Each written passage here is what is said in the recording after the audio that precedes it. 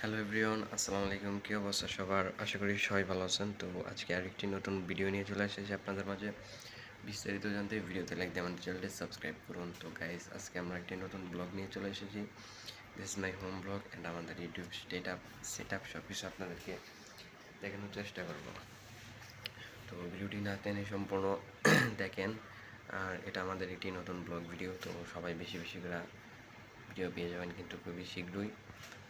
তো যারা বুঝতেছেন বা বুঝতেছেন না, ভিডিওটি দমসে শেয়ার করে দেন অ্যান্ড সাবস্ক্রাইব করবেন।